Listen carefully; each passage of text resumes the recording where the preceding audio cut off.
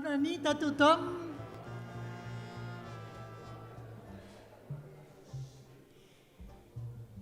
En nom de totes les entitats que formen la tribuna Carrera, doncs avui ens reunim en aquest claustre meravellós i després d'unes jornades en què precisament l'Hospital de Campanya ha convocat altres hospitals de campanya de diferents llocs on ens hem trobat i hem pogut compartir tot allò que es fa segons la voluntat del papa Francesc d'obrir esglésies a tots aquells que ho necessiten i que la nostra església fos com un hospital de campanya. Avui ens reunim en aquests sopars, és la tercera vegada, però es fa d'una manera molt especial. I a més tenim la joia de que els que ens serviran són uns grans amics que tenim aquí, els nois que estan en els nostres pisos d'oportunitat, que diem. I volem agrair molt la presència de tots els que esteu aquí i, a més, compartir amb vosaltres aquesta alegria que hem tingut aquests dies en l'Hospital de Campanya ampliat. Aquí hem vingut fins i tot de Jordània, d'Amman, de Brasil, d'Asunció del Paraguai, de Mèxic, de Palermo, d'Amman, de Jordània, i cada un ens ha pogut parlar de tot allò que es fa en diferents llocs del món, obrint l'església a tothom, i sobretot als més necessitats. Bona nit, bon profit, i que tots ens ajuntem en aquesta meravellosa vetllada d'aquesta nit. Gràcies a tots. Ara fas una benedicció de la taula. Farem la benedicció de taula, la nostra, la més comuna nostra, que és Déu i Pare, no omnipotent, provident, Déu i Pare provident, així ho va dir el nostre Verdaguer, Déu i Pare provident, amb sa divina paraula, beneeixi aquesta taula i a tots nosaltres. Amén.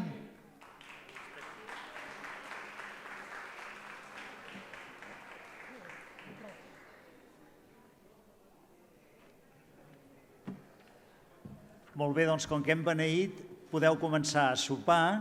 Com veieu, és un sopar auster que estigui en sintonia amb els 200 esmorzars, dinars i sopars que compartim a la taula de la fraternitat. Esteu asseguts a les mateixes taules on cada matí, migdia i vespre obrim aquesta taula de fraternitat. És uns austers, uns formatges, unes coques que us les heu d'anar passant. Aquesta austeritat, aquest subratllar el compartir, forma part de la mística de l'Hospital de Campanya. Són uns dies de felices coincidències. Dimarts 11 d'octubre va fer 60 anys de l'inici del Vaticà II. Molts dels que estem aquí teníem 10, 12, 13 anys, altres no hi éreu, i recordem aquella corrua de mitres, recordem el discurs inicial de Joan XXIII, parlant dels profetes de calamitats ja en aquell temps, i també, com heu pogut veure en els whatsapps, el discurs de la lluna. Estem en la nit, també participem d'aquest esperit. Hem tingut aquesta trobada de diversos 8 hospitals de campanya d'arreu del món i demà divendres, a 7:15 a l'Església, hi haurà la primera mundial de donar a conèixer els primers resultats d'aquesta enquesta que, per voluntat del papa Francesc, s'ha dut a terme, diguéssim, simultàniament al moviment de les diòcesis de tot el món que feien arribar a Roma les seves propostes sinodals, el papa va posar en marxa una xarxa qualitativa per voler saber què pensen de Déu i de l'Església els que viuen a les perifèries existencials, els sense sostre, els allunyats, els agnòstics. Va nomenar el jove teòleg milanès Sergio Massironi que coordinés es van triar unes quantes ciutats a cada un dels 5 continents i Sergio Masironi va connectar amb la Teresa Forcades del monestir de Sant Benet de Montserrat per coordinar aquesta recerca i ella va connectar amb Càritas, amb la Vicky Molins. I el nostre ponent d'aquesta nit, l'arquebisbe de Lima, Primat del Perú, Carlos Castillo, és l'assessor d'aquesta consulta que el papa ha volgut fer a nivell d'Amèrica Llatina. Demà divendres a les 7:30 tindrem Sergio Masironi en persona, Teresa Forcades i Carlos Castillo. Carlos Castillo Matasoyo va néixer a Lima el 1950. Com a jove president de la Unió Nacional d'Estudiants Catòlics del Perú, va ser testimoni dels inicis de l'aplicació del Concili Vaticà II a Amèrica Llatina, així com del sorgiment dels primers esbossos de la teologia de l'alliberament. Va estudiar Sociologia a la Universitat de San Marcos i va exercir de professor d'aquesta matèria a la Universitat de Cerro de Pasco. Seguint la crida vocacional, va realitzar tots els seus estudis de filosofia i teologia a la Universitat Gregoriana de Roma, on va ser ocasió de conèixer-nos a alguns que estem aquí aquest vespre.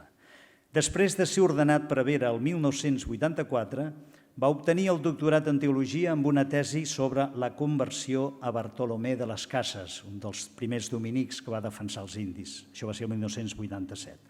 Retornat a Perú, va alternar la docència a la Universitat Catòlica amb l'acció pastoral en parròquies populars. Nomenat vicari episcopal per a la joventut de la diòcesi de Lima, el 1996 va dinamitzar noves formes d'associacionisme juvenil catòlic d'acord amb els nous temps. És un conferenciant molt sol·licitat, almenys ho ha estat fins ara, sobre pastoral juvenil, teologia i espiritualitat encarnada a Amèrica Llatina, a Itàlia, a Espanya. Compta en diverses publicacions i traduccions, sempre molt atent a l'evolució de la interacció entre teologia i pràctica pastoral.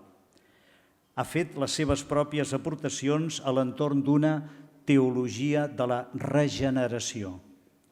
Des del 2019, el papa Francesc el va nomenar arquebisbe de Lima i primat del Perú i ha hagut d'afrontar com a pastor els efectes de la pandèmia. Amb les seves homilies dominicals, que la Televisió Nacional del Perú retransmet cada diumenge i arriba a 4 milions de llars, s'ha convertit en la consciència moral del país més enllà dels avatars dels canvis polítics i socials. Acabo.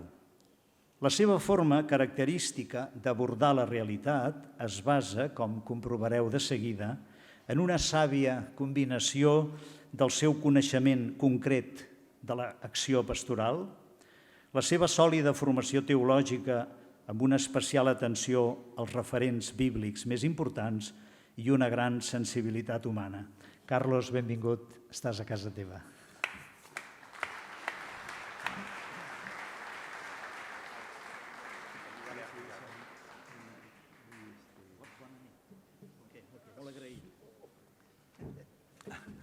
Bona nit.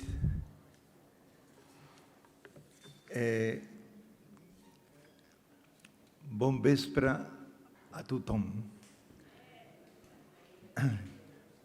Me lo han puesto por escrito. Estic molt content d'estar avui aquí.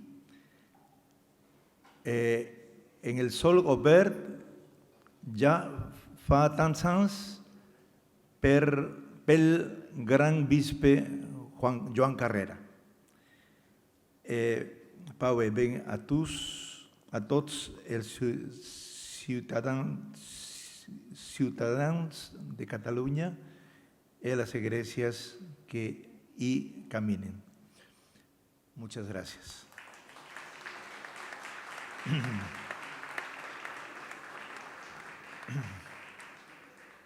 Bien, hermanos y hermanas, muchísimas gracias de encontrarnos. Vamos a compartir algunas cosas que me han pedido en esta comida con ustedes, especialmente mis amigos Pello y Javier, que presiden en el Señor esta casa, hospital de campaña que se ha abierto hace ya unos años con tanta calidad.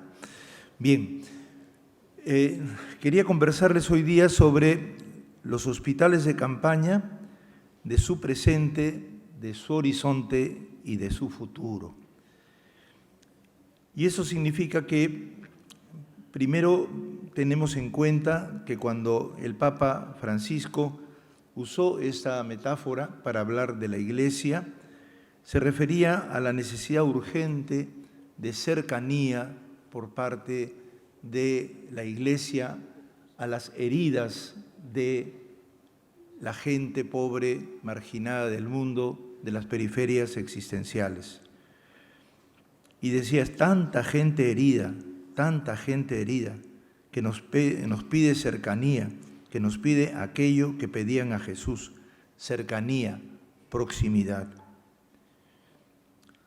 Esta actitud, el Papa Francisco la compara en oposición a la actitud de los doctores de la ley. Los doctores de la ley, dice el Papa, jamás daremos un testimonio de cercanía con esas actitudes.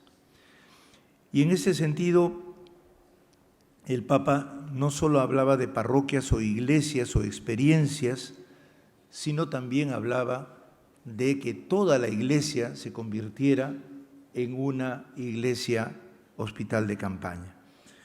Entonces, justamente hoy día he elegido estas dos ideas.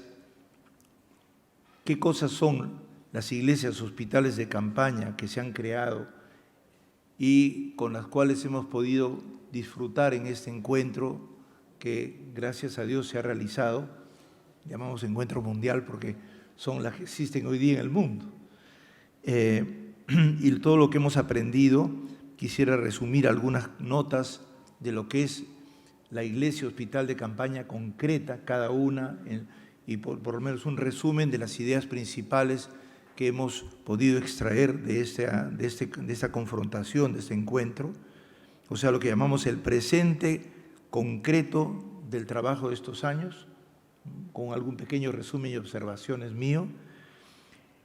Y en segundo lugar, quizás ver el horizonte grande en el que necesitamos vivir esta experiencia, que es todo el proceso de reforma de la Iglesia, que es tan lento todavía y que requiere evidentemente paciencia, pero que requiere también la presencia de iglesias concretas que vayan mostrando cómo va el camino del restañar las heridas y enjugar las lágrimas de la gente.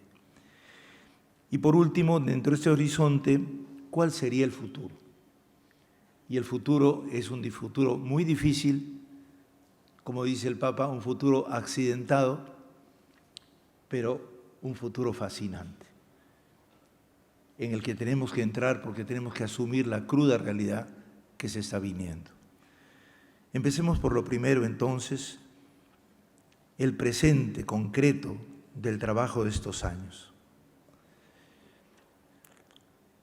El presente de nuestras iglesias de campaña que hemos podido compartir, hospitales de campaña que hemos podido compartir, en primer lugar tienen todas esas notas que el Papa dice: acercarse a las heridas, tocar las heridas, la carne humana sufriente de los pobres.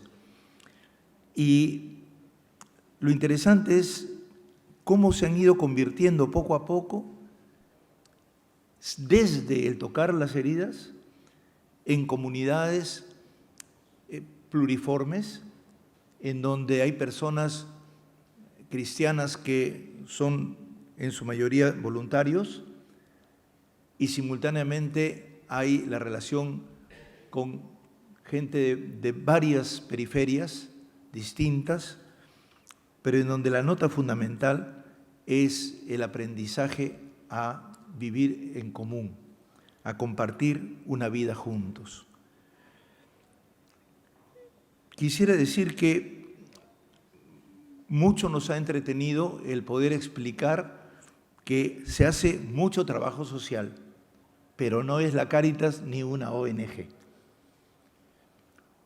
Es muy interesante esto porque hemos sido muy habituados también en la iglesia tradicional anterior al Vaticano II, a la caridad como limosnita.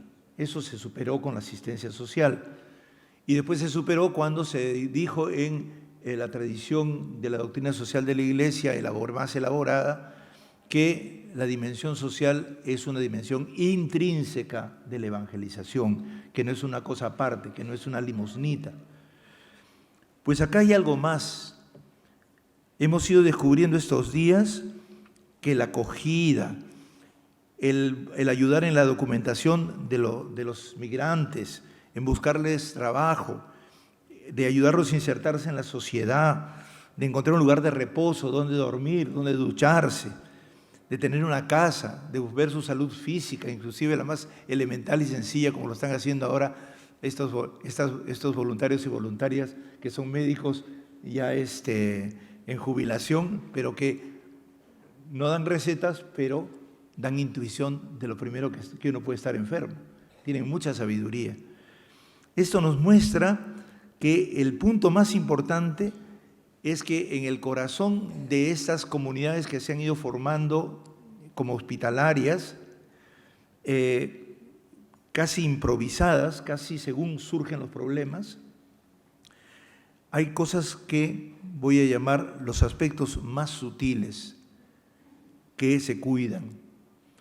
Se cuida las personas, su nombre, la belleza de su persona, sus cualidades, la delicadeza del trato, la amistad, la participación y el aprecio de cómo es cada uno. Es interesante como la cantidad y densidad de experiencias que en estas iglesias traen los que vienen y se sienten acogidos. Experiencias que a veces son cosas como, por ejemplo, lo que hemos visto estos días. Uno de los muchachos aquí presentes caminó durante 3 meses y medio desde Marruecos para llegar aquí. Y felizmente encontró esta casita. Estas cosas, hermanos y hermanas, curiosamente son las cosas que recuerda el Papa Francisco para poder vivir en el mundo de hoy, en donde todo lo que es belleza, delicadeza, trato, se ha olvidado y se está sepultando.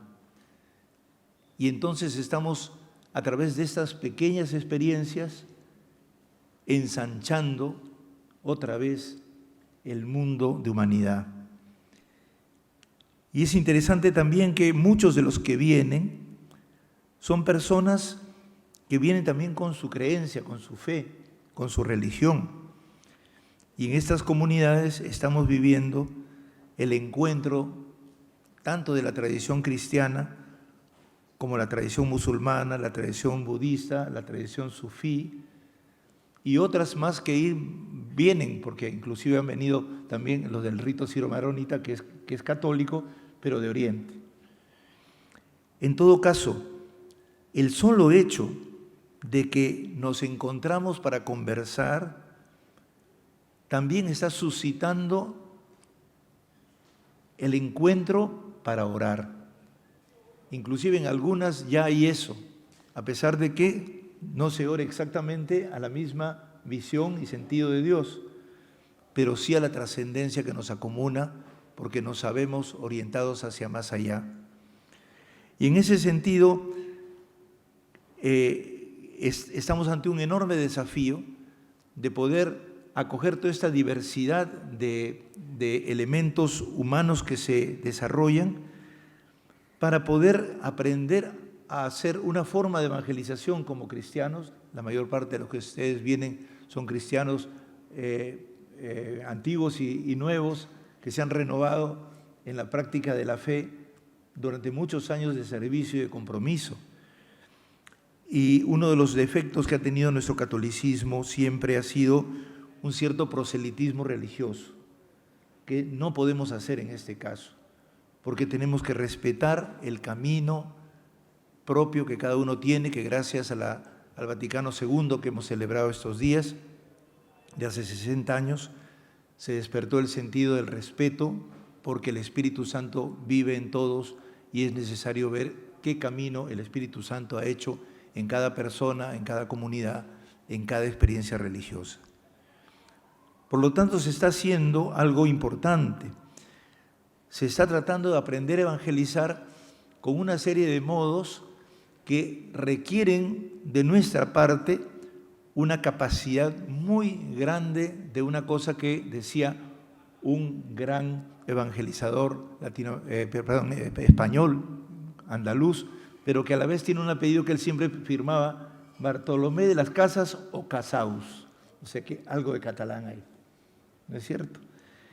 Y Bartolomé de las Casas o Casaus decía que la manera más preciosa y verdadera de anunciar el Evangelio era del único modo, la suavidad, la ternura, la suavidad, la delicadeza.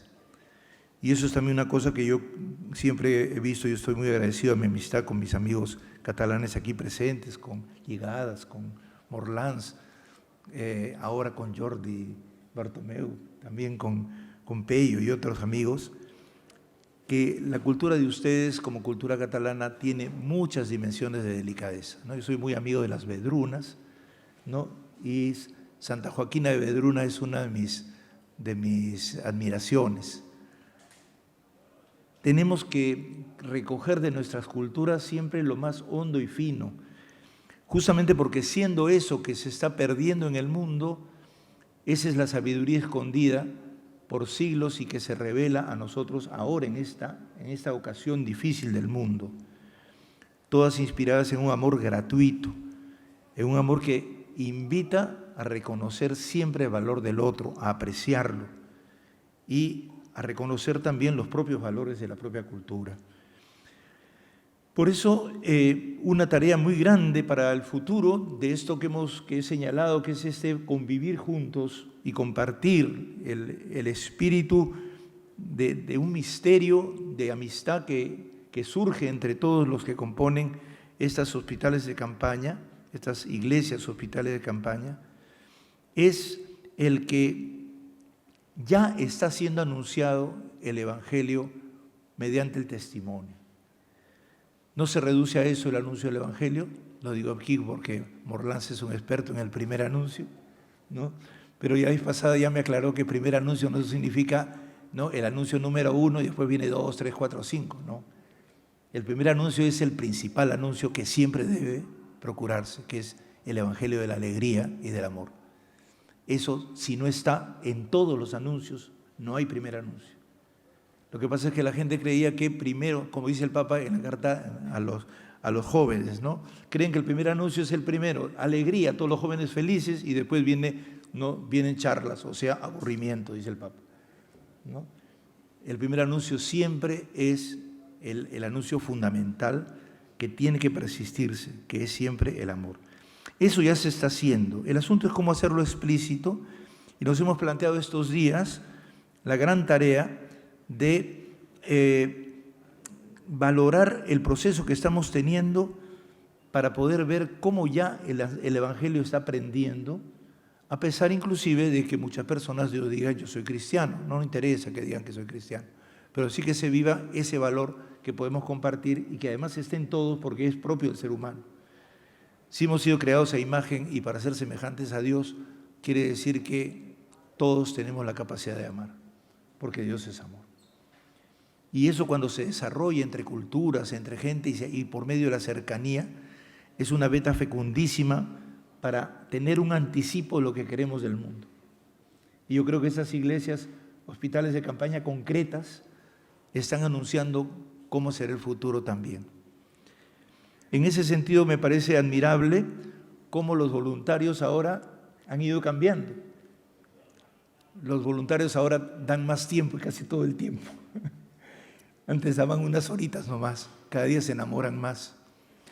Y también los acogidos que le llamamos, ¿no?, resulta que ahora son sujetos, actores, que están tratando de generar también ellos dentro de la comunidad de las iglesias hospitales de campaña una serie de experiencias que los vuelven sujetos humanos libres, creyentes en su propia tradición religiosa, pero siempre solidarios, partícipes de esta comunidad de nuevo tipo. Y por lo tanto, tenemos la experiencia de una unidad, pero que no es uniforme. Es una unidad en diversas experiencias de personas que de diversas tradiciones religiosas hacen la experiencia más noble del ser humano, que es que ser hermano y hermana. Por eso quisiera decir que estamos construyendo en estas iglesias, hospitales de campaña concretas, se está dando una cosa muy interesante.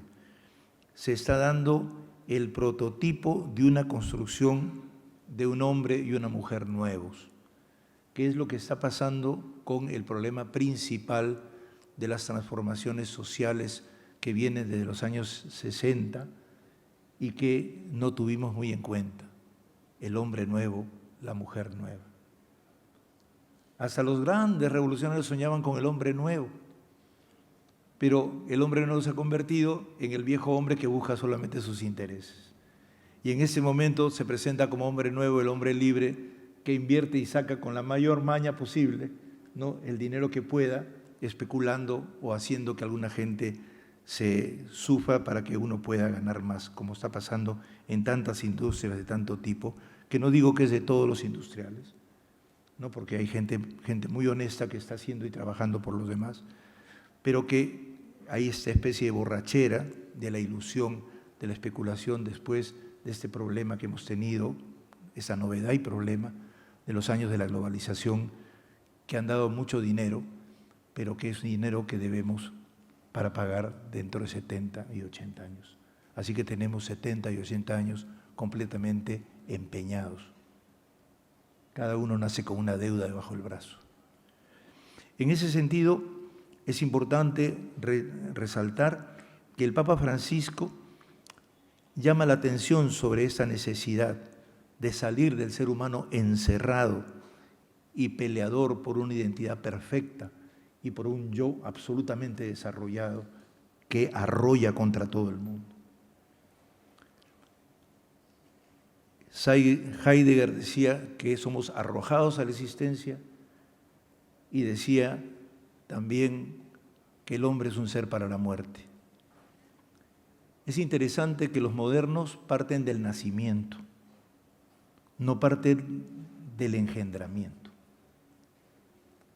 Todas las culturas humanas han partido del engendramiento. Y por eso en las culturas humanas universales, antiguas, está la idea de que se es engendrado para nacer. O sea que cuando se nace para renacer. Si yo el principio lo coloco en el nacimiento, como un arrojo además, porque yo no sé si ustedes a todos los tiraron al suelo. A ver, levante la mano uno que haya nacido y lo han arrojado al suelo, y lo han tirado a la calle. A todos nos arroparon, nos pusieron un nombre, nos hicieron la fiestecita, nos cantaron, ¿no? Y la mamá nos cantaba. Todos somos engendrados, por lo menos por ahora, en el seno materno, y la mamá nos da fluida y gratuitamente su sangre, su aire, su respiración y su canto que nos ordena todos los ruidos. Y eso es la brújula para vivir, ese es el sentido de la vida, el amor gratuito, sin medida y sin ponernos condiciones. La mamá no puede decirle al niño que tiene en la barriga, no, si te portas bien, te doy fluido, si no te mueres. Nada. 9 meses a punto. Después ya sale y tendrá que empezar a concebir el niño dónde es el espacio, dónde es el tiempo, cómo es, cómo calcula, cómo lucha por la vida. Pero sí tiene el sentido del gratuito amor, que es el que lo guía por la vida y es el que queremos olvidarnos y al cual le hemos llamado moral. Pero la moral no es una cosa que la ponemos nosotros. Es el sentido que está en las cosas. El sentido no solamente se da, el sentido se acoge. Nos es dado gratuitamente. Y toda esa fenomenología que gracias a Dios, gracias al avance de las reflexiones sobre la vida de la mujer, se están conociendo, nos están ayudando mucho a comprender que hay cosas que no hemos trabajado y que todo el proceso moderno nos ha hecho olvidar cosas elementales que tienen y tenían que estudiar si no se estudiaron. Hay un filósofo italiano, Silvano Zuccal, que dice que no ha existido una filosofía del nacer. No sabemos qué es el nacer filosóficamente, porque no hemos contemplado los aspectos más hondos. Y ahora que tenemos acceso por cámaras a los niños, podríamos hacer esa filosofía y nos negamos a hacerla. Y las mujeres mismas también han contado el fenómeno que les sucede a ellas cuando engendran, que es muy interesante. Por ejemplo, una cosa que he leído, las mujeres dicen, cuando estoy encinta me tengo que anchar. Y los antojos que yo tengo no son de míos. A mí no me gustan los chocolates, pero al niñito que viene le gustan, pues ¿qué voy a hacer? De tal manera que el otro tiene un sentido para nosotros también de reconstrucción, de imaginación, de crecimiento, de apertura, de disponibilidad.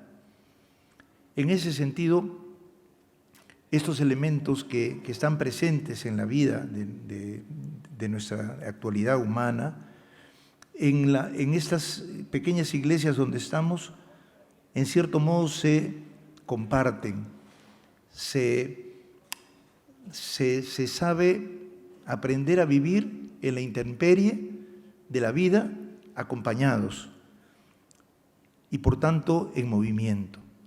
Quisiera terminar en ese sentido, que lo que nos recuerdan estas experiencias concretas es lo que ocurrió con la primera comunidad cristiana.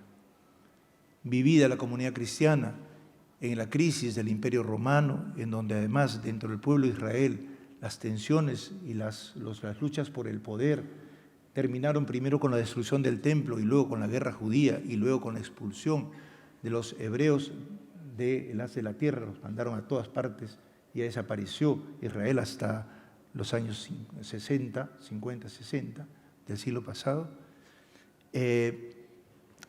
Vivido así, la comunidad cristiana tuvo que entenderse, por eso es que en todos los evangelios Jesús está en camino, pero sobre todo la que se concibe como la comunidad en camino a la intemperie es la de Juan. Y por eso su rito ya no es la Eucaristía sentados a comer, porque no es una comunidad estática, es el lavado de los pies, es la comunidad caminante a la intemperie. ¿Por qué menciono esto? Porque ya esto me sirve de paso a la segunda parte. El horizonte de un mundo roto y en ese horizonte una iglesia que acompaña en el camino. El Papa Francisco, por la enorme intuición con que se maneja, los estudios que él trata de que le presenten y le cuenten, ustedes saben que el Papa cada 15 días tiene una reunión con estudiosos del mundo sobre la economía, sobre la sociología, la política, está al día de todo. Y luego hace síntesis y la intuición básica de cómo guiar la barca de Pedro en medio de esa situación. Y una de las cosas más grandes es que él insiste en que cada día el mundo se parece más a una situación dispersa en donde se necesitan hospitales de campaña para acompañar, y la Iglesia tiene y tendrá esa labor como la principal. En ese sentido, él decía ya en la Evangelii Gaudium,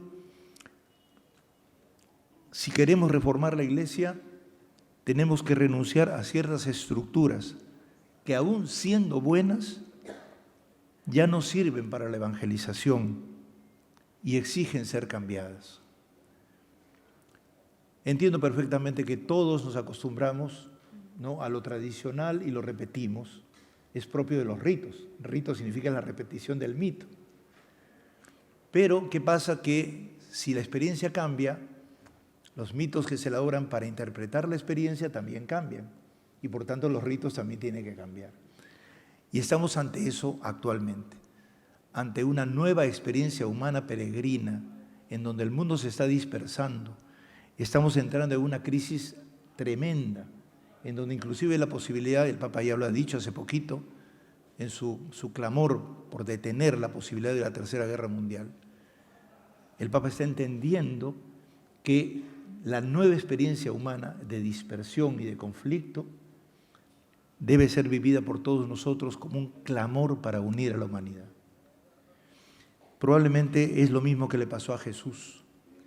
En el conflicto de su pueblo prefirió él morir en la cruz y no mostrar el rostro de un Dios vengativo que se baja de la cruz y mata a sus enemigos y se polariza con todo el mundo, más bien como aquel que, entrando en lo profundo de la vida del ser humano, le da una mano diciéndole, incluso habiendo hecho el mal que has hecho, tienes oportunidad porque el Dios te perdona.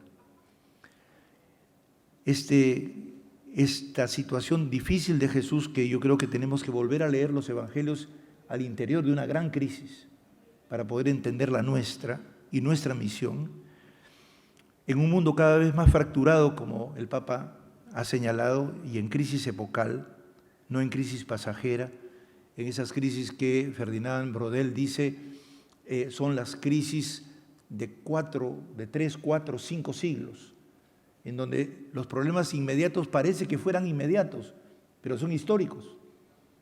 Lo que pasa es que los vivimos como anecdóticos y creemos que son anécdotas, y no lo son.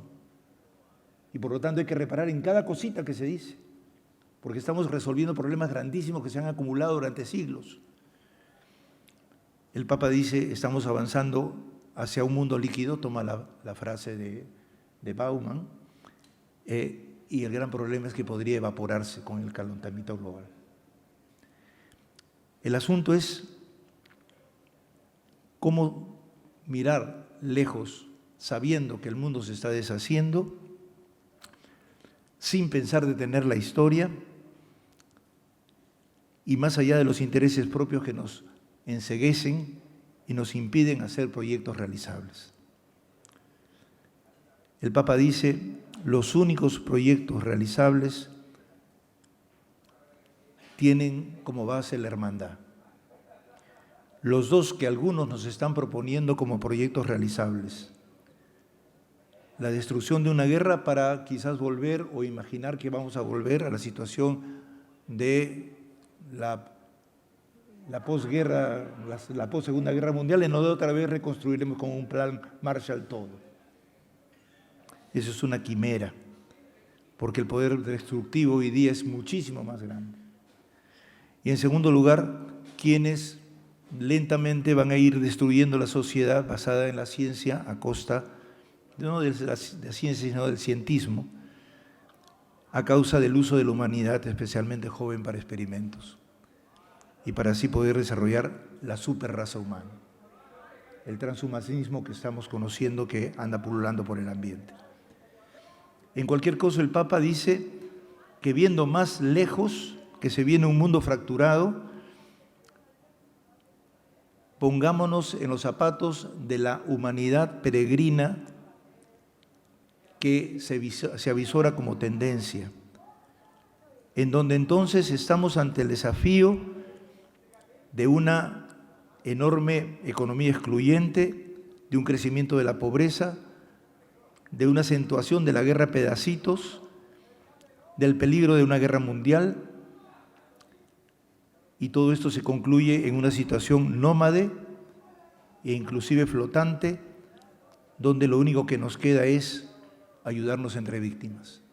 El mejor ejemplo de esto ha sido la pandemia, en donde lo único que nos ha quedado es tomar entre todos, como ciudadanos, medidas de seguridad.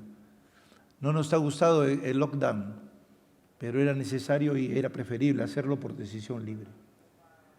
Y eso ha disminuido la posibilidad de peligro, además de, evidentemente, en ese sí el recurso a la vacuna, que es algo importante en la ciencia. Lo único que nos queda, hermanos y hermanas, para el próximo futuro es desde ahora iniciar caminos de hermandad. Fratelli Tutti por eso es escrita, porque es la mejor respuesta a un individualismo seco, infecundo, estéril y destructivo. No estamos ya para inventar regímenes supercomunistas o socialistas globales que a priori con una teoría se resuelven, ni tampoco a continuar con el liberalismo absoluto que lo único que hace es mirarse al ombligo. Necesitamos desde los pobres mismos recomenzar intuitivamente desde la sabiduría popular. El Papa, cuando estuvo en el Perú, fue a la selva, llegó a la selva directamente, ¿no? a la Amazonía, en Madre de Dios, y dijo: ustedes, comunidades nativas de la selva, he leído varios relatos de ustedes, y allí en esos relatos ustedes están ya avisorando cómo va a ser el mundo futuro. Porque quien lo sufre sueña el mundo verdadero. Y entonces una de las cosas bien interesantes que ahora han mencionado mi querido amigo Javier, es que el Papa por eso ha mandado diseñar un esfuerzo de teologías desde las periferias. Hemos recolectado cerca de 20.000 frases de los pobres en el mundo, en los 5 continentes, marginados de todas partes del mundo, inclusive en Europa. Y es muy interesante porque a partir de allí, ahora vamos a articularse un poquito más para presentarse en el sínodo de la sinodalidad, y lo que les queremos decir es que se cumple lo que el Papa dice: la sabiduría popular tiene una intuición y un nivel de profundidad que uno puede sacar conclusiones para muy largo plazo, porque es el anuncio del sentido de las cosas. Y es que nos hemos olvidado, pensamos que el único conocimiento es el conocimiento científico, que está bien, tiene su tarea, o el conocimiento matemático, o el conocimiento filosófico, pero hay el conocimiento sabio de los dichos de la gente, ¿no? La vez pasada estaba dando una charlita, una conversación con los universitarios, y yo me habían elegido padrino de la promoción de la UNI, que es la Universidad de Ingeniería, donde todos pues son gente atea o no creyente. ¿Por qué eligen al arzobispo padrino de la promoción? Y entonces una chica se levanta y dice: porque nosotros aquí ninguno va a misa, ¿ya? Y no vamos a ir, pero nuestra fe nadie nos la quita. Cosa muy interesante y paradójica, ¿no? Porque en el fondo están buscando una nueva manera de vivir las cosas, que no implique las admoniciones permanentes de los curas de que no van a misa, etcétera, y reducen toda la vida cristiana a ir o no ir. Como dijo el Papa, dejen un catolicismo de padrecito, ¿se puede o no se puede? Y más bien hagan un cristianismo libre de reflexión, con libertad, con hondura, con iniciativa. En ese sentido, la Iglesia Universal, como hospital de campaña para este tiempo, es en el que entramos justamente porque se trata de un mundo peregrino, en todas partes del mundo. Que no nos extrañe que cualquiera de nosotros estemos en esa condición también acá, porque podemos tener aún estabilidad, pero las estabilidades se van a ir rompiendo una por una, porque debemos mucho dinero y nos van a cobrar. En ese sentido, hermanos y hermanas, nosotros estamos como invitados por el Santo Padre a pensar con grandeza de visión qué cosa es ser iglesia hospital de campaña en el conjunto del universo humano, universalmente. O sea, una iglesia que siempre acompañe y siempre dé la vida por los otros. Nos desafía enormemente, porque implica lo que él llama antes la iglesia misionera. Estar en misión implica que cada uno de nosotros hagamos lo que podamos para salir. Me encanta que los que son voluntarios aquí, que son mayores, ¿no?, asisten jubilados, están ayudando. Y además son excelentes porque conversan con los chicos jóvenes aquí presentes. Es muy importante eso, todos sentirnos útiles y todos sentirnos peregrinos. Un nuevo tipo de ser humano, decía, que se está formando, y ese ser humano es un ser caminante, como siempre fue el ser humano. Y por eso nosotros tenemos que aprender a caminar nuevamente. En ese sentido, quisiera decir que todos los esfuerzos que el Papa está haciendo actualmente van en esa línea. Primero tenemos las 2 encíclicas sobre estos 2 temas capitales: el problema de la crisis ecológica y el problema de la hermandad en la humanidad en medio de los populismos egoístas que se desarrollan en el mundo. Segundo, el Papa invita a la sinodalidad. La nota principal que ha agregado a todo este hospital de campaña que es la Iglesia a nivel universal es caminando, conversando, decidiendo, discerniendo, ¿no? Y trabajando juntos. Y este invento del Papa, que es un invento en realidad de la primera Iglesia, ¿se acuerdan de esa frase? Nosotros y el Espíritu Santo hemos decidido, ¿no es cierto? Eso es sinodal. Juntos vemos los problemas y empezamos a decidir la vida de la Iglesia. Eso implica sobre todo unidos evidentemente al pastor, tanto local como también universal, y sobre todo sabiendo que las iniciativas están para ser compartidas y dichas. Uno de los problemas más grandes que hemos tenido en la educación después del Concilio de Trento y todavía con sus rezagos después del Concilio Vaticano II es que todavía permaneció el arriba y abajo, ¿no? Yo estoy arriba y yo mando y tú obedeces. Se eliminó el sentido crítico, se eliminó la capacidad de decir lo que yo siento y tenemos subjetividades achatadas, destruidas, que tenemos que recuperar. Y todos debemos ayudarnos mutuamente a recuperar nuestra subjetividad viva, los valores y las actitudes y las vocaciones propias de cada uno. Y no hay cosa más linda que un pobre encuentre su vocación, ¿no es cierto? Y en medio de toda su pobreza, ¿no? Es una persona genial que tiene tales y cuales inclinaciones que pueden llevarlo a lograr algo interesante en la vida. En ese sentido, debemos esforzarnos por encontrar en esta tarea que el Papa está haciendo a nivel mundial nuestros medios para poder colaborar con ello. Por ejemplo, el esfuerzo denodado que está haciendo para que la paz sea posible hoy día en el caso de Ucrania y Rusia. Y hay otras gentes que, por ejemplo, como laicos han tomado iniciativas, ¿no? Ustedes saben que hay un movimiento que le llaman la diplomacia no oficial, ¿no? La diplomacia improvisada, que se meten a poder solucionar esos problemas de paz por amigos que tienen aquí y allá. El esfuerzo ecuménico que está haciendo el Papa también tiene consonancia con el esfuerzo ecuménico de los hospitales de campaña. Y aquí una cosa muy importante, el partir siempre de los pobres en todas las naciones, que es como nosotros partimos en estas iglesias. Quería decir que uno de los problemas que tenemos es que no todos en las iglesias locales siguen de la misma manera. Yo pertenezco a la iglesia local de Lima y no todas las parroquias son iguales. Hay unas que se parecen más a la vuestra, ¿no? A la de acá, pero otras no. Pero también eso está dentro del proceso, ¿no? Es un proceso desigual y combinado, que necesita paciencia también y no desesperación, y al contrario, implica una pedagogía del compartir para ir convenciendo poco a poco.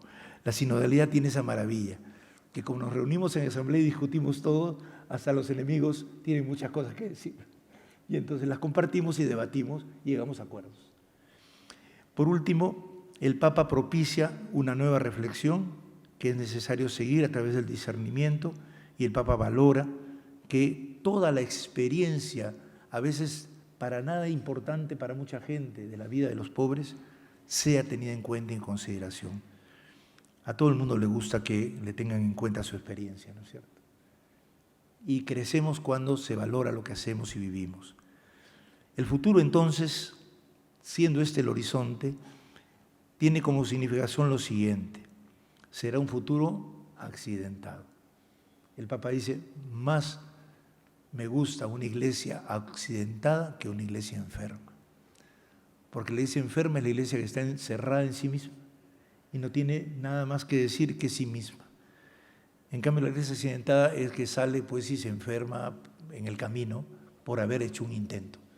Morir en el intento es mucho más interesante que morir sin intentar. En ese sentido, quien muere en el intento vive. Quien muere porque no intenta, muere de muerte eterna. Así vivió. Una vez habían dos políticos en el Perú y Pablo Neruda le preguntó, ¿no? ¿Qué piensa de esos dos? Y dijo, este fulano ya vive pero está muerto. En cambio, ese que está muerto está vivo. ¿Por qué? Porque lo que es vida es algo mucho más grande que simplemente la muerte física. Bien, hay 4 grupos, y con esto termino, que considero que están en este momento en movimiento en el mundo y en la Iglesia. Existen los que en la línea de Francisco se están abriendo a esta dificultad del mundo y están empezando a encontrar modos de situarse en él. Todos tenemos que plantearnos esta pregunta, pero mucho más los cristianos. Y el Papa, cuando dice entonces que viene una realidad inestable, una situación flotante y además dispersa y caminante, dice el Papa, este grupo que se deja inspirar por esta situación y la acoge, la asume, es el grupo que coincide con lo que el Papa busca en este momento en el mundo y también con las posibles soluciones que podríamos encontrar desde las víctimas que están sufriendo esta realidad. Pero hay un segundo grupo que quiere volver al pasado. Su proyecto es el pasado. Todo tiempo pasado fue mejor. Y entonces no tiene mucho futuro porque el pasado, por más que se recuperen cosas que sí son importantes, hay que valorar algunas cosas del pasado que hemos heredado, pero regresar al pasado en su conjunto, por ejemplo, regresar a la idea de que el poder religioso debe tener preponderancia fundamental para el poder político y pretender por medio de lo irreligioso imponer cierto tipo de cosas, implica no dialogar con el sujeto disperso con el cual nos encontramos, disperso y que sufre y que camina. El tercer grupo es el grupo de los que viven en este mundo llamados e interpelados por la crisis del mundo, pero todavía tienen locas ilusiones, ¿no?, en la forma conseguida en la globalización. Déjenme decirles que según todas seguro a mí de repente alguien sabe más que yo, pero no, de hecho, no, ya yo me he consultado por eso, pero los indicios es que no vamos a una época de prosperidad. Entonces, si nosotros estamos pensando en que la globalización se puede rehacer y puede ir ahí, hay mucha gente que lo piensa, lo que pasa es que nos ha dado, algunos sectores nos ha dado estabilidad. Pero ya es hora de despertarse del sueño. En ese sentido, aquí hay dudas. Por ejemplo, sé que en varias partes del mundo a los jóvenes los entusiasma mucho toda esta eclosión de la intromisión de la ciencia en la vida personal. En otras partes, al contrario, hay una búsqueda de trabajo y hay un sufrimiento muy grande.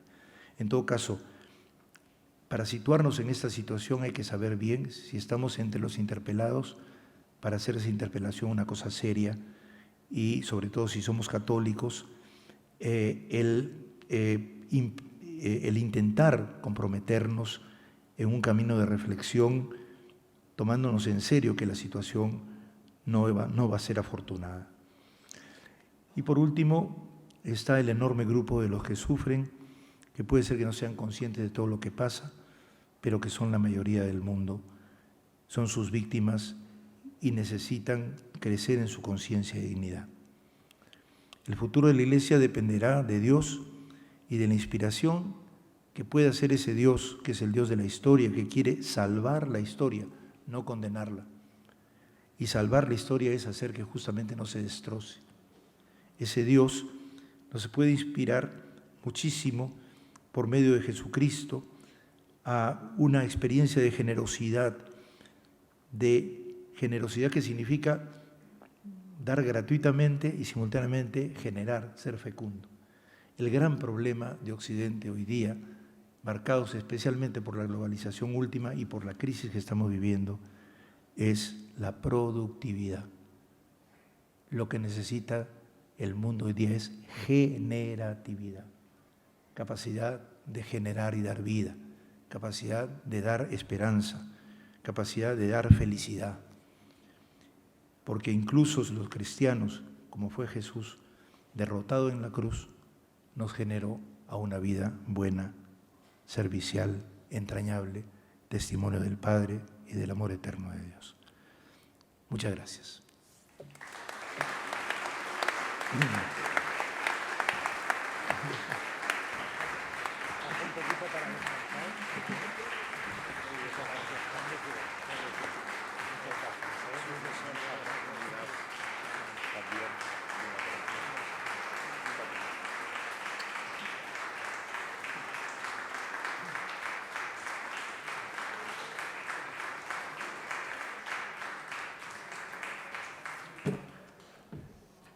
Muchas gracias Carlos, por esta ponencia suave en la forma, pero firme en el fondo, interpelante, reconfortadora, esperanzadora.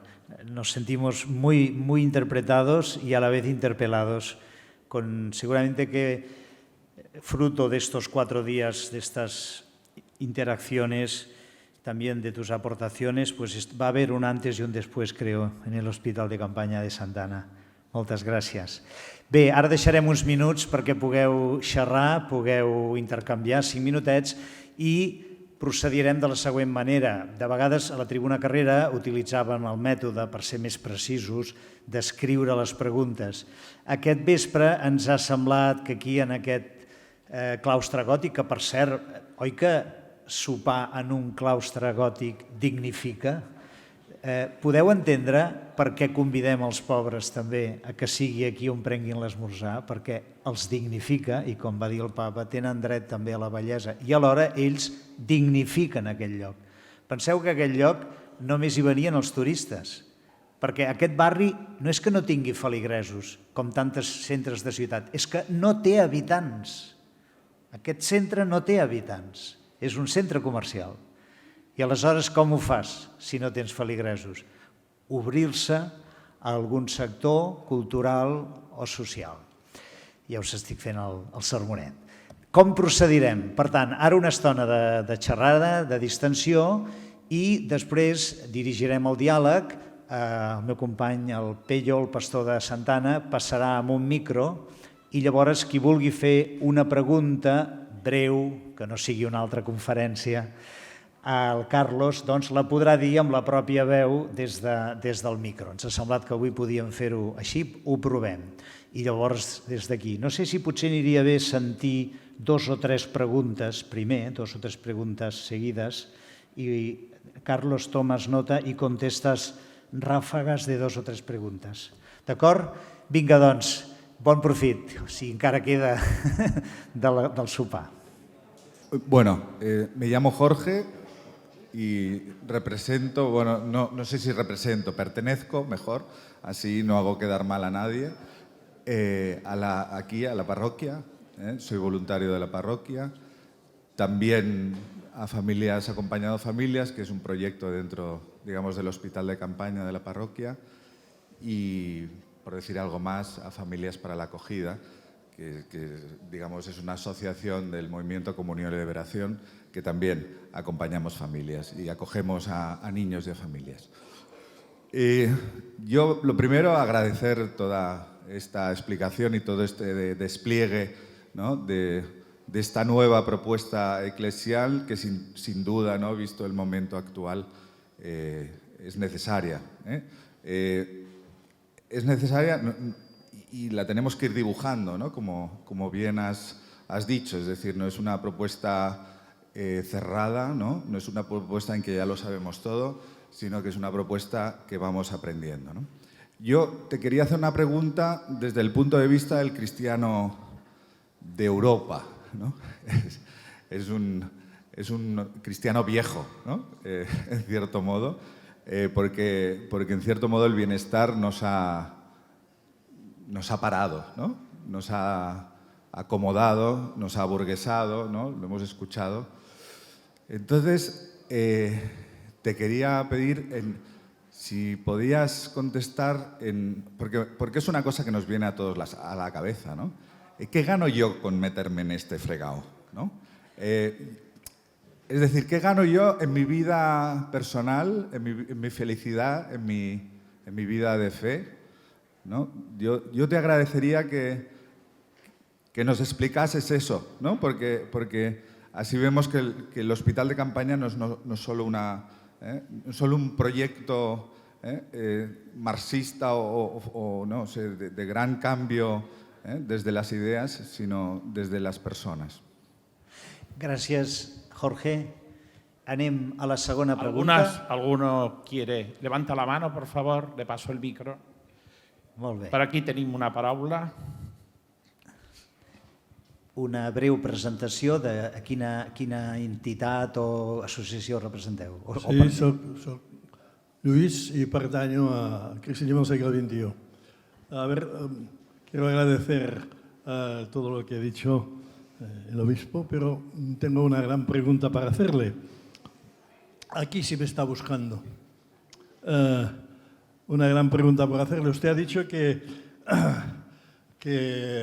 con la sinodalidad caminábamos juntos y decidíamos juntos. Entonces, ¿usted cree que con la sinodalidad lograremos algunas de las grandes cuestiones, como es la mujer en la Iglesia, los divorcios de los casados, los homosexuales y los LGTB? Gracias por la respuesta. Moltes gràcies per la pregunta. Tenim alguna pregunta més? Hi ha una tercera? Sembla que sí. Aurelio Ortín, diácono de los permanentes. Dispense, señor arzobispo, que le haga una pregunta relacionada con la política. En Perú se está viviendo una situación muy difícil. Aquí se vive la que se vive y en todas partes del mundo la Iglesia está en medio de la realidad política. ¿Nos podría decir usted cuál es su pensamiento sobre la relación que la Iglesia, cada Iglesia concreta, ha de tener con la realidad política de su país? Muchas gracias. Moltes gràcies de les 3 preguntes i ara el bisbe Carlos, que ha pres nota amb la seva tablet, respondrà.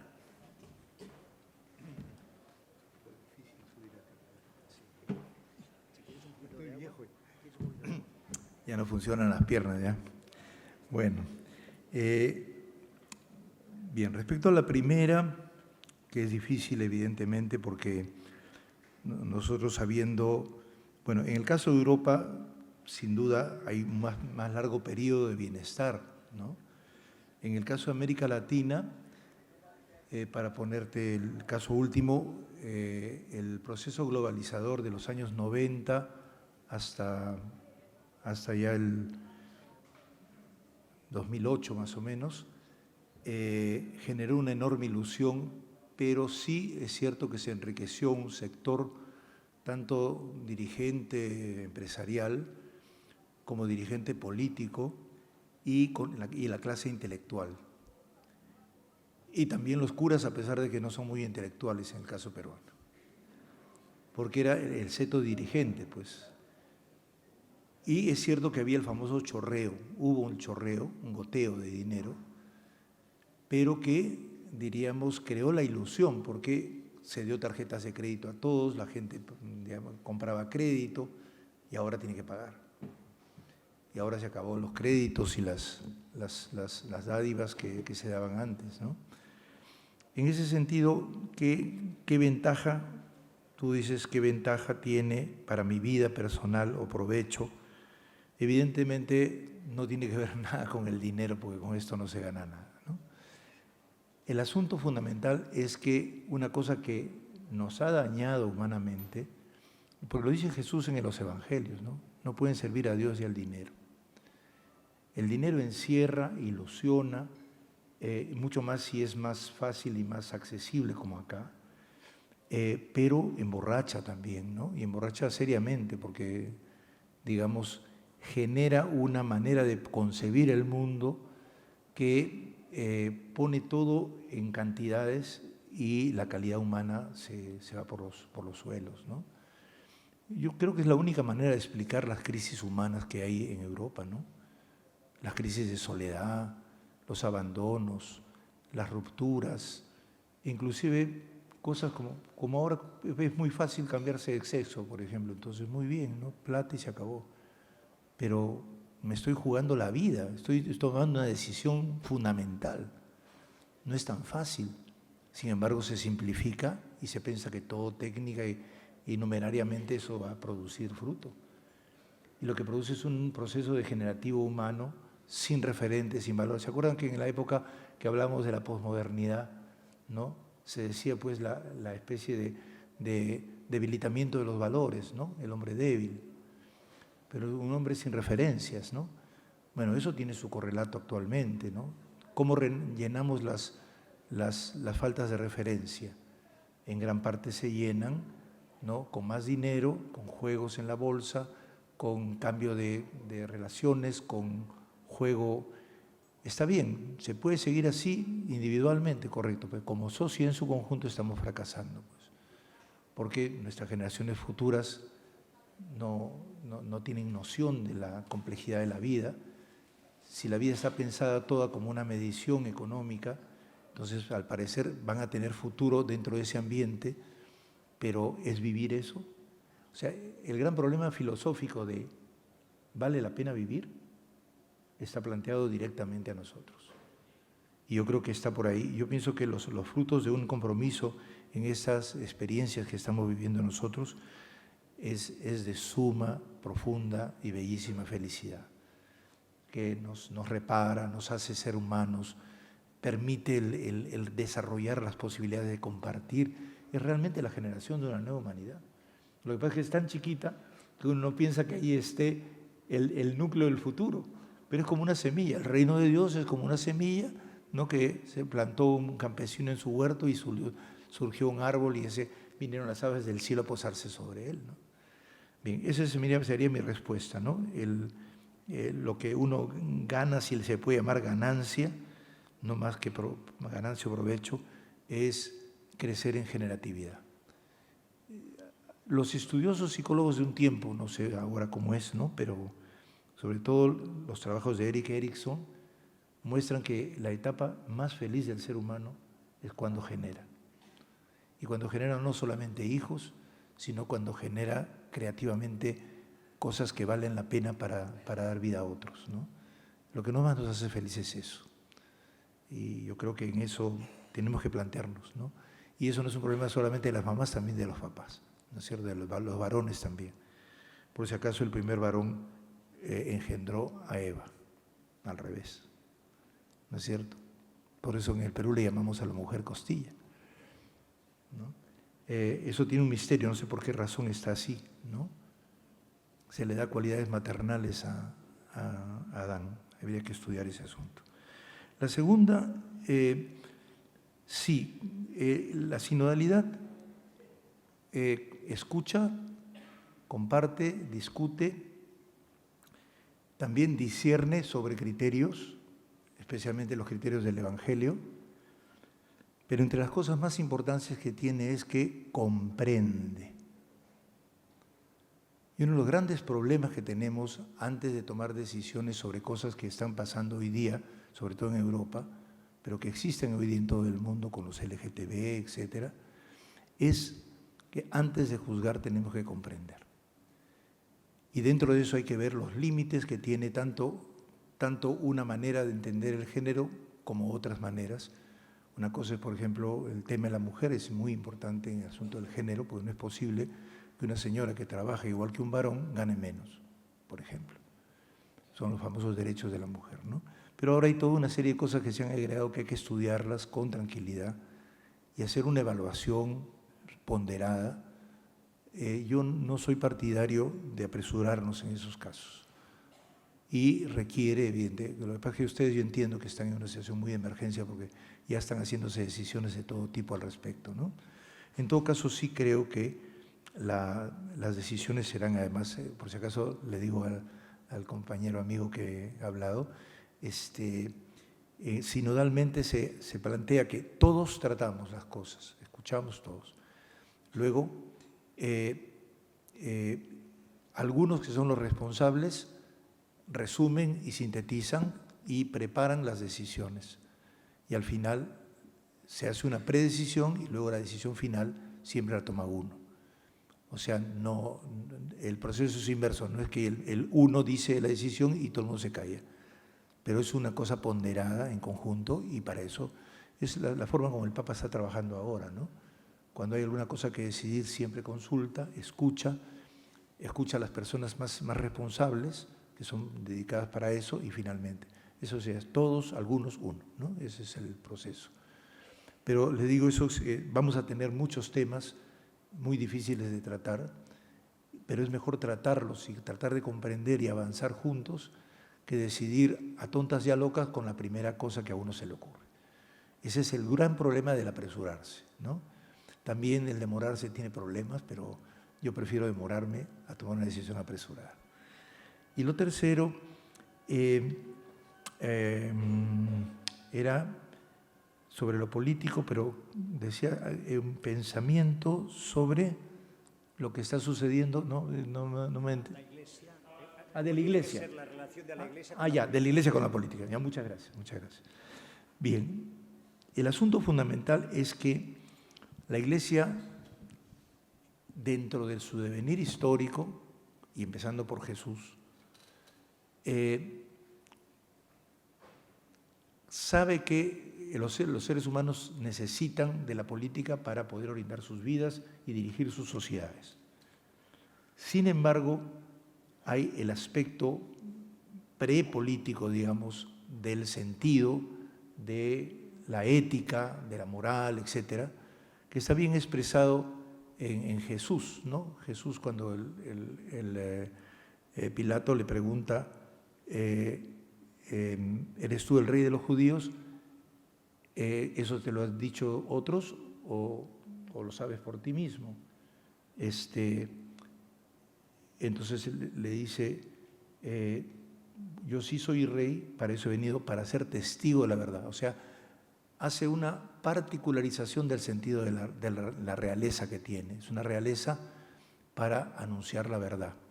¿Y qué cosa es la verdad? Evidentemente, el pobre Pilato está más perdido que anda en Día de la Madre, ¿no? Entonces, el asunto es, la verdad de la cual está hablando Jesús es el fundamento de todo lo político. Es decir, él va al fundamento, no va a la terminación de quién va a ser rey, ni tampoco se está colocando como que está buscando el gobernar Judá, ¿no? Entonces, el punto esencial es que desde Jesús, la actitud de quien viene a hablar en nombre de Dios es la del que sella con su vida, el que en la política, diríamos, todos tengamos una nación unitaria de comprensión y de servicio. Entonces, Jesús renuncia al poder político, sin duda, pero es muerto en la cruz, ¿no? Porque él acepta la cruz, pero es penalizado con ella porque lo acusan falsamente del querer pretender, ¿no?, sustituir el poder de César. Eso Jesús en ningún momento lo había dicho.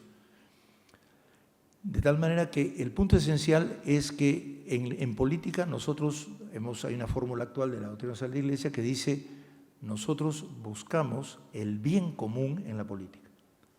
Es decir, que todas las fuerzas, por más que tengan este u otro interés, confluyan en aquello que es propio y positivo para el bien de todos. Y esa es la labor nuestra. Por eso es que no podemos decir voten por este o voten por el otro. Formen su conciencia y decidan. Esto es muy importante porque uno de los problemas que ha habido en el último tiempo con la polarización en el mundo, en todas partes está pasando eso, hay la tendencia a querer monopolizar para un determinado grupo político, ¿no?, lo religioso. Ya el cardenal, el secretario de Estado, Pietro Parolin, cuando un candidato sacó el rosario y esas cosas, se puso a rezar en público, dijo: un momentito, los símbolos religiosos son para todos, no para algunos. Y Dios está para unir, no para dividir. Es decir, Dios está para ayudar a que todos consideremos el bien de todos y que la gente se forme su conciencia y que elija al que cree el conjunto que es el que tiene más beneficio para todos. Ese es el mismo modo como hemos tratado de hacer en el Perú.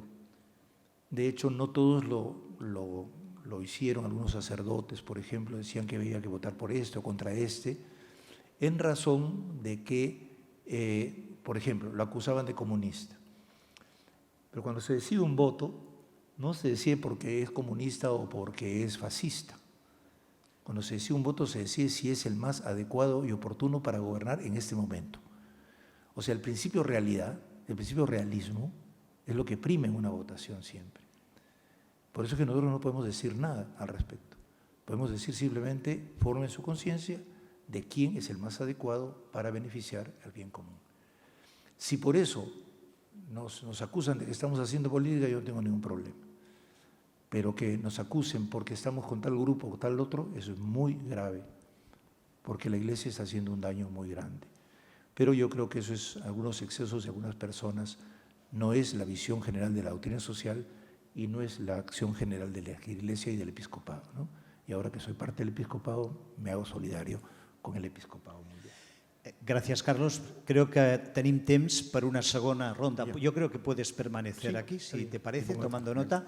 Estamos con el micro itinerante, somos seres itinerantes en la intemperie. Per d'on tenim... Sí? Molt bé.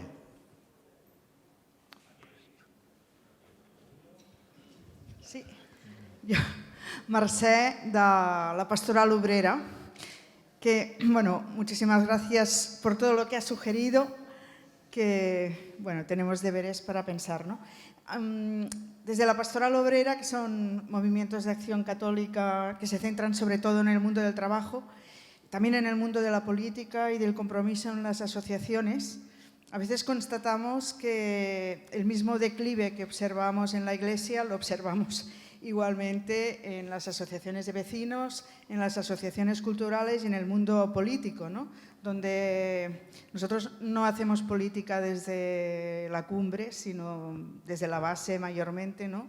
Y a veces cuesta muchísimo centrarnos en un programa político y no en quién va en las listas, en qué orden van a ir. Pero a pesar de todas estas dificultades, yo pienso que proyectos como el Hospital de Campaña, o sea, se correlacionan también con un necesario cambio de estructuras que se consigue así, ¿no? Intentando estar presente, crear comunidad, crear opinión y conseguir que los presupuestos sean de una manera y no sean de otra y que la ley de extranjería deje de existir, ¿no? Y no sé, bueno, quería preguntar sobre cómo lo veía esto. Esto no desde la gran política ni en los grandes partidos ni nada, sino desde el compromiso más comunitario y más pequeño, ¿no? En nuestro entorno. Gràcies, Mercè. Aprofitem que la nit és agradable. Bueno, soy Luigi Capiani Italiano. Ya nos conocemos. Bueno, yo quería darle un abrazo a este hombre, ¿eh? Yo lo doy a nombre de todos porque lo merece, ¿no? Primera cosa. No, bueno, porque... Luigi és el capellà que la Conferència Episcopal Italiana envia perquè cuidi pastoralment els italians. A Barcelona, la comunitat italiana són uns 20.000 italians que estan treballant a Barcelona. Cada dissabte a les 7:30 celebra la Eucaristía. Entonces, usted tiene idea de cómo está mal metida la Conferencia Episcopal Italiana. Porque ya... Ahora, gracias por tu palabra de esperanza y que abren el corazón, porque uno dice, bueno, pero estas personas, no te ofenda, ya un poquito mayor, que ya la Iglesia, yo digo siempre, la Iglesia tiene tantos defectos, pero tiene, digo esta palabra mala, viejos que la gobiernan. Yo encuentro esto maravilloso, donde hoy todo, uno ya a mi edad es viejo. Si tú hablas con los jóvenes, dices, bueno, tú viejo ya tienes 50. Entonces, a mí esto me encanta porque es una de estas cosas que dice, bueno, la sabiduría hay que también un poco ganársela. Esto, pero, tranquilos, que no es que todas las personas mayores son sabias, porque yo puedo presentarlo. Entonces, gracias. Pregunta, te hago un poco lo que porque me está mucho en el corazón estas cosas. Yo sufro porque siendo párroco tengo y veo todas las sensibilidades. Y no sé cómo decirlo, yo veo potencialidad dentro de algunos filigreses clásicos, normodotados, y que no saben cómo salir de... Porque es como uno que ha vestido con traje por 50 años, con su estilo, y tú le dices, ahora tienes que cambiar de traje. Uno casi quiere intentarlo, pero no sabe cómo hacerlo. Y entonces, ¿cómo podemos nosotros, iglesias, estoy hablando a todos los amigos de Amman, de todos los hospitales de campaña, cómo podemos ayudar, ser fratelli tutti? También estos son nuestros hermanos, que han tenido un estilo un poco más, pero ¿cómo lo podemos ayudar para no ser nosotros referenciales y por no abandonarlo a la autorreferencialidad? Cuando se acerca así significa que he hablado demasiado. Grazie tante, Luigi. És la vegada que Luigi ha parlat menys, I encara una tercera pregunta i respondrà el bisbe Carles.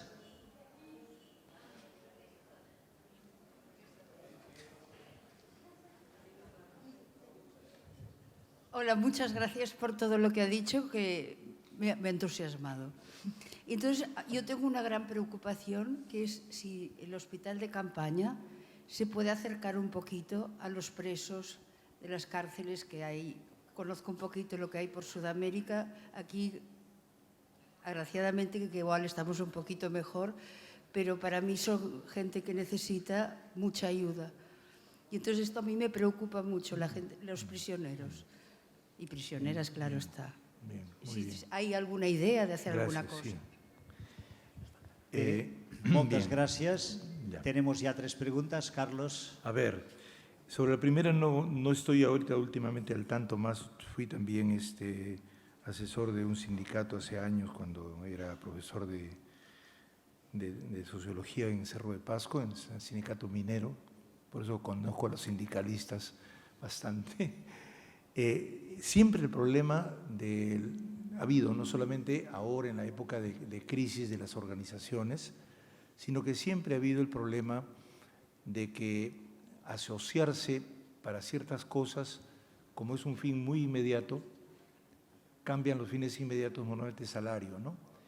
Pero hay muchas cosas que se necesitan y no se ven porque los sindicatos estaban en esa época pues muy dirigidos a una sola cosa. En el Perú, por ejemplo, el SUTEP, que fue un sindicato de profesores, terminó siendo una especie de pelea por el poder porque había una derrama magisterial y entonces había que robarse el dinero, ¿no?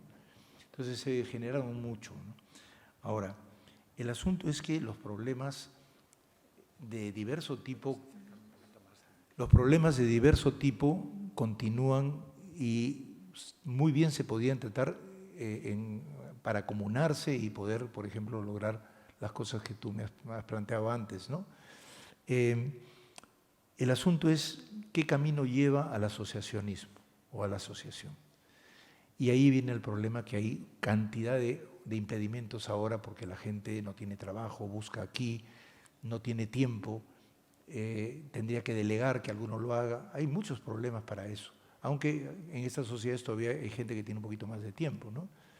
Lo que yo plantearía sería, me parece, y eso es un poquito lo que yo creo que se hace aquí en la comunidad y en otros lugares donde es posible hacerlo, es decir, todos los que tienen problemas comunes, primero hay que partir de compartirlos y ver y destilar las cosas fundamentales.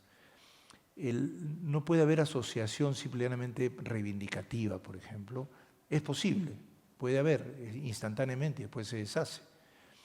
Pero se puede hacer algo más durable si es que un grupo determinado de personas, sea a partir de una parroquia, sea a partir de un vecindario, se reúnen a revisar las diversas cosas que son problema y que requerirían afrontar, ¿no?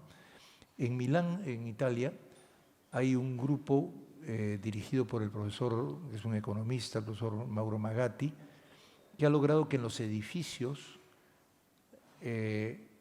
todos los que integran un edificio se reúnan para ver si los espacios que tienen, todos igualitos, ¿no?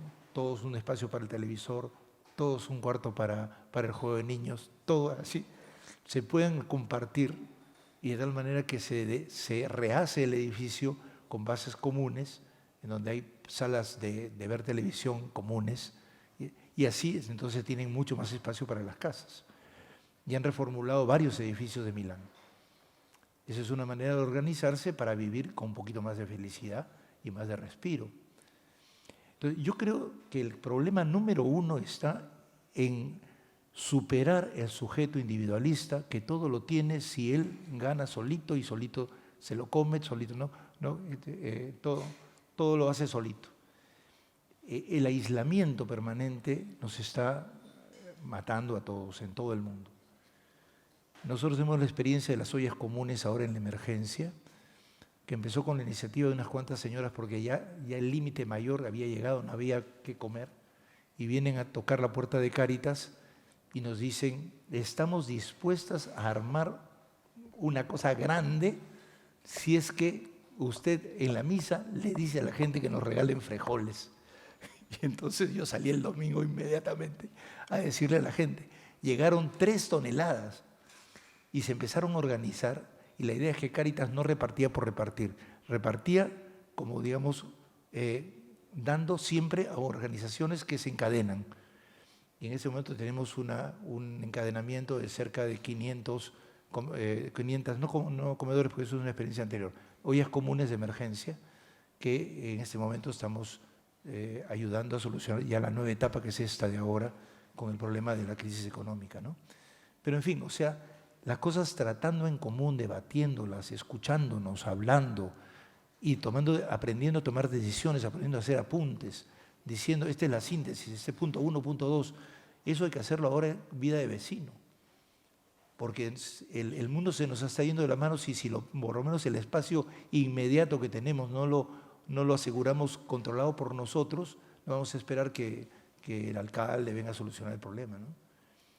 Lo que no quiere decir que no cumplan también su función, pero la van a cumplir mejor si es que la asociación se hace siempre sobre la base del debate y de la elección de aquellos puntos que se necesitan afrontar, ¿no? Ese sería digo por la experiencia que tenemos nosotros, no sé si solucionen algo, pero yo creo que todo lo que sea descansar, como ahora, ¿no? Estamos ahora reunidos y estamos conversando, ¿no? Estamos llenándonos de imaginación y eso nos va a permitir luego ir a nuestros sitios y ver la manera, además usted que todos han sido gente muy comprometida, ¿no? Bien, lo segundo, un ratito, ya, acá está. Lo segundo es sobre lo de Luigi. ¿Cómo hacer que el católico tradicionalista se anime a cambiarse de tradición? Sí. Bueno, Luigi, has tocado un punto que es muy difícil porque es verdad, ¿no? A mí también me cuesta y me ha costado, ¿no? A todos nos cuesta, porque es lo que decía ayer yo de cuando tenemos una familia y la mejor manera de organizarla es enseñarle al mayor, ¿no? Lo que es la herencia y cómo hay que distribuirla y cómo controlarla. Evidentemente, el último les hará muy difícil participar porque siempre el mayor conserva, pero hay otros que digamos no están para la conservación, sino para ir avanzando hacia el futuro. Entonces necesitamos reaprender muchas cosas. A mí me parece que va en la misma línea. Una de las cosas que no hacemos nosotros en nuestras vidas es hacer nuestras historias personales de vida que hemos hecho y de aprendizaje. Llevar una memoria, cómo fue mi vida, cómo adquirí las cosas, cómo encontré en esto una solución, qué me ayudó en esto. Para poder comprender que así como para mí eso lo que hago fue significativo, lo del terno que tú dices, siempre usé el terno, entonces no tengo por qué no usarlo, en otra experiencia es distinta e inclusive puedo encontrar las razones por las cuales en un momento me lo puse y ahora puedo encontrar las razones por las cuales me lo puedo quitar. Pero las cosas se hacen siempre en la vida humana con razones. Lo que pasa es que en un momento de la vida se pierde la razón y hacemos costumbres. Pero hay que volver, para poder crecer y para poder inclusive tener viejos sabios, necesitamos revisar las experiencias para poder decir, aquí hago algo interesante, pero luego ya es una equivocación. Y ese es uno de los problemas más serios. Miren, en las congregaciones religiosas hay experiencias preciosas de curas que han vivido mucho, pero que nadie sabe y que pasan totalmente en el anonimato porque todos en la noche se sientan a ver la televisión y les interesa un rábano la vida del otro. Cuando una de las cosas más hermosas que tenían los conventos es que en las noches, cuando no había televisión, los viejos contaban sus historias y los jóvenes también se animaban a hacer revisar las suyas. Por si acaso yo ahorita les he planteado a mis seminaristas, en primer lugar, solo voy a ordenar pastores. Y para eso tengo que conocer, antes de que me pidan la ordenación, si es que realmente ya lo son en vida. Y para eso tienen que hacer la historia de toda su vida, memoria. Estamos en una sociedad sin memoria, de impulsos, de impulsos espontáneos, de desesperaciones. No hay cosa mejor que hacernos un psicoanálisis colectivo de contarnos nuestras vidas, sin necesidad de que nos cobren nada los psicoanalistas, ¿no? Aunque seguramente que se necesitan en algún momento, ¿no? Pero, como saben ustedes que es muy costoso, lo mejor es aprenderlo a hacer compartiendo. Y en eso el individualismo pues, nos está cegando, ¿no? Hay maneras de superarlo, no solamente, no digo de combatirlo, porque todos tenemos un yo individual y un deseo de libertad personal, pero el destino de la libertad es el compartir, la fecundidad, la generosidad, y por lo tanto aprendiendo a salir y escucharnos qué cosas, todas las experiencias hermosas ahí que me cuenta la Montserrat, ¿no? de lo lindo que es la gente aquí, los chicos, ¿no? La ha llenado de vida y está jovencísima, ¿no? Ahora está diciendo que de repente la próxima vez que vengo no la va a ver, mentira. Si conversando con los chicos ¿no? Los mexicanos tienen una palabra muy chistosa, le llaman, a la conversación le llaman lero, lero, candelero. Lero, lero, lero, lero, uno habla mucho con el otro, ¿no? Eso necesitamos, ¿no? Y yo creo que, y el Papa habla mucho de la conversación. Acuérdense que en la primera línea de Laudato Si dice, iniciamos con toda la Iglesia y con toda la humanidad una conversación sobre la ecología para acompañar a la Madre Tierra. Muy bonito es eso. Hay que conversar de las cosas. Y tenemos que restablecer este tipo de diálogos en niveles más pequeños, más grandes. Y realmente yo creo que, por ejemplo, si solamente hiciéramos eso como cristianos en Europa, suscitaríamos un movimiento general de opinión mucho más interesante que los grandes movimientos que se han despertado en América Latina para reivindicaciones. Y les digo con toda sinceridad, en el caso de Chile, por ejemplo, que ha sido un movimiento fuertísimo, al final han visto en qué ha concluido, en que muchas cosas no eran razonables. Y los propios chilenos han votado contra la propia decisión de cambiar la Constitución. ¿Por qué? Porque han conversado. Y una cosa es que hay una necesidad, a veces un deseo de protesta, etcétera, pero también hay una ponderación sabia de los pueblos. Y eso tenemos que hacerlo. Si además la vía pacífica para actuar se constituye sobre la base de la conversación razonable, ganamos en sabiduría. Y les quiero decir eso importante, la sabiduría humana histórica es más grande que el tiempo que tiene la ciencia.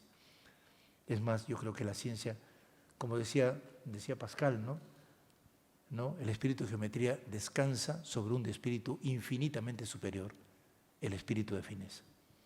Eso lo dice Pascal, ¿no? Y por último, sobre los presos, ahí sí yo iría, tener un poquito de cuidado, no todo puede entrar dentro de la idea de hospital de campaña por una razón, porque pueden venir chicos que han estado en la cárcel, etcétera, pero en la pastoral, digamos, uno de los problemas que yo creo que está pasando en la Iglesia es la falta de cercanía, decíamos, ¿no? Pero también la falta de pastoral. En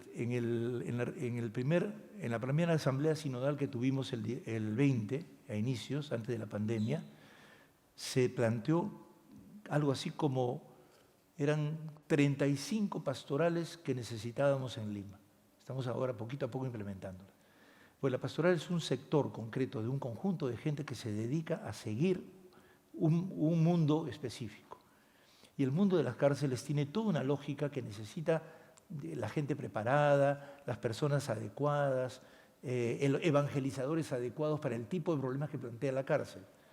Yo vería más que incluirlo en el hospital de campaña, en la iglesia, en una pastoral específica de la diócesis. Y organícense y se lo planteamos a Omeya, y va usted a ver que feliz. Supongo que algo hay, ¿no? Algo hay, ¿no? Entonces hay que ponerse en conexión todos, y el cardenal está completamente abierto a poder recibir las iniciativas, porque es lo que nos ha encargado el Papa. Que escuchemos a la gente y desarrollemos que haya 1000 flores en la iglesia para que tengamos un renacimiento de la iglesia también, ¿no? Bueno, eso es todo.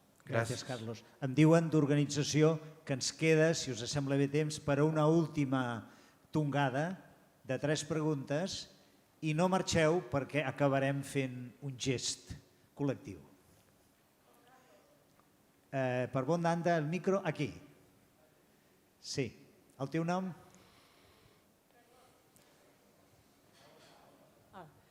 Don Carlos. Sí.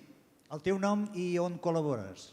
Soy Monse, está de Salud Sense Sostre y del Cor de Missatgers de la Pau. Estoy aquí. Estos días, tal como le dije ayer, yo he hecho una verdadera inmersión, sobre todo porque una de las personas que más me ha cautivado ha sido usted.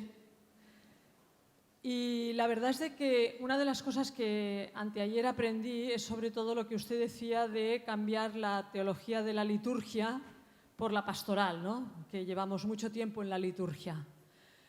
Mi pregunta será de un sí o un no, y sobre todo desde su punto de vista sabio. ¿Usted no cree que el papel de la mujer hubiera tenido un papel clave, valga la redundancia, en todo en este mare magnum, en este hospital de campaña? Mire, los apóstoles eran 12, aunque eran muchos más, pero las mujeres eran los que seguían a Jesús. En Salud Sense Sostre somos 3 hombres y como 15 o 20 mujeres. Entonces te das cuenta de que en muchos ámbitos, y sobre todo incluso en relación con nuestros hermanos, los más pobres, las que realmente en un momento determinado tienen un carisma especial es la mujer. Pues seguro que en la Iglesia también. Gracias. Muy bien. Moltes gràcies, Montse. Un aplauso para ella. Qué lindo. Una segona pregunta d'aquesta última ronda.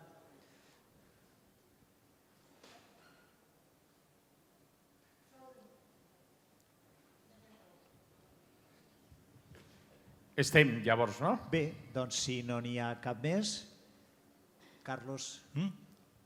¿Ya? Bueno, Montserrat, yo creo que has dado, bueno, esa es una realidad sumamente importante de la Iglesia, el contar siempre con la mujer desde los inicios, porque todo empieza con María y el vino, ¿no? ¿Ya? Siempre las mujeres se fijan en donde los varones no podemos fijar nada. Somos obtusos para encontrar el sentido y la precisión de las cosas. El asunto es que pienso que tiene que ver mucho con la cultura.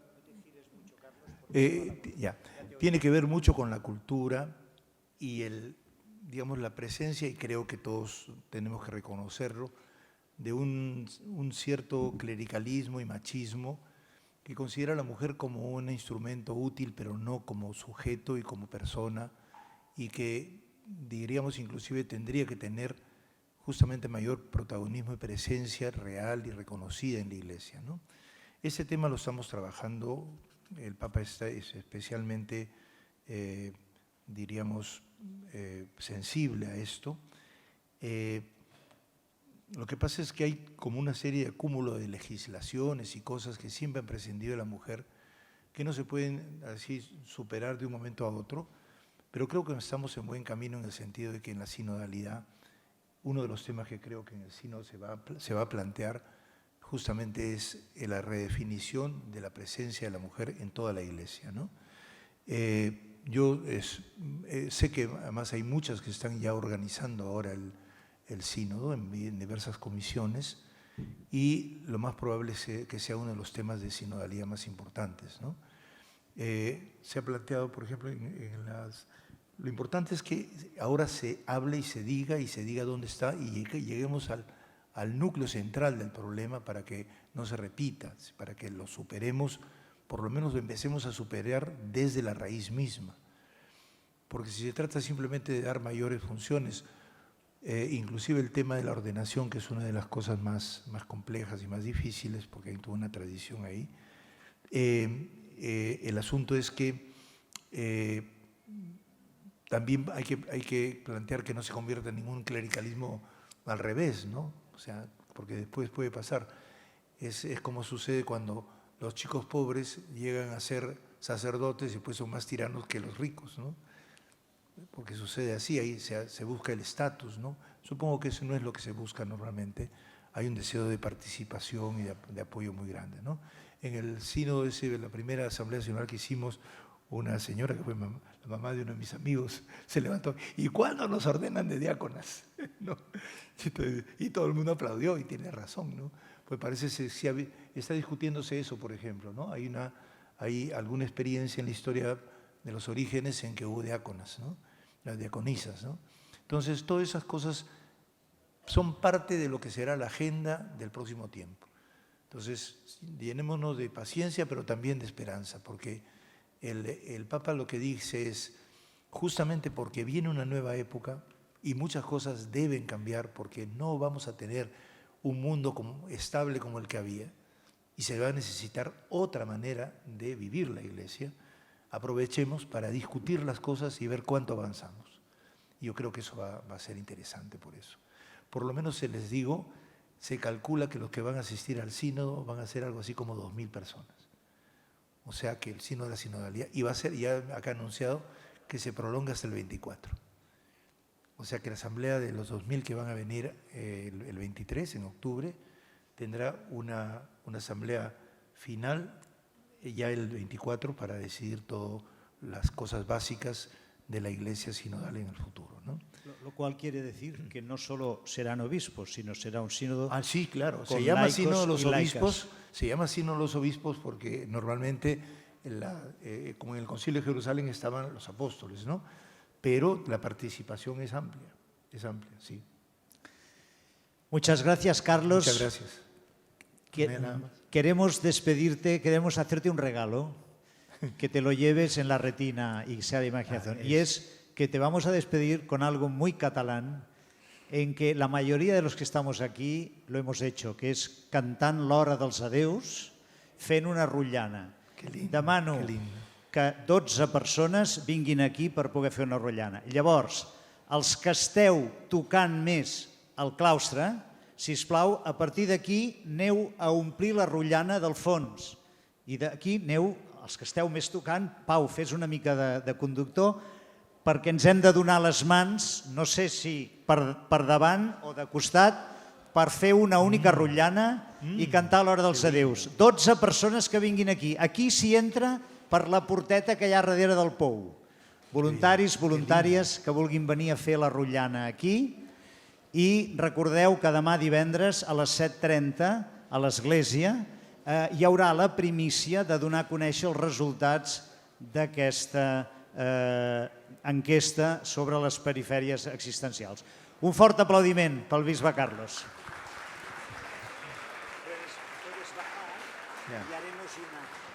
Molt bé, fem una rotllana al voltant de la taula. Sí, al voltant de la... Què? Es pot lligar tot? Podem fer una rotllana que passi per darrere, donant-vos les mans de costat, diguéssim. Farem una interpretació una mica lliure, que ens donem les mans obertes. Hauria de venir algú més aquí. Una única rotllana, sisplau. Aquí hem de tancar. Aquí falta gent. Doneu-vos les mans obertes, normals. Som-hi? Vinga. Donaré el to i anirem cap a la dreta. Dono el to i comencem a cantar cap a la dreta. És l'hora... Cap a la dreta, comencem. És l'hora dels adeus i ens hem de dir adéu-siau. Germans, dem-nos les mans, senyal d'amor, senyal de pau. El nostre comiat diu a reveure si a Déu plau i ens estrenyem ben fort mentre diem adéu-siau. No és un adéu per sempre, no és un adéu per sempre, és sols l'adéu per un instant. El cercle refarem i fins potser serà més gran. El nostre comiat diu a reveure si a Déu plau i ens estrenyem ben fort mentre diem adéu-siau. Visca, visca! Visca, visca! Visca, visca! Visca, visca, visca! Bona nit!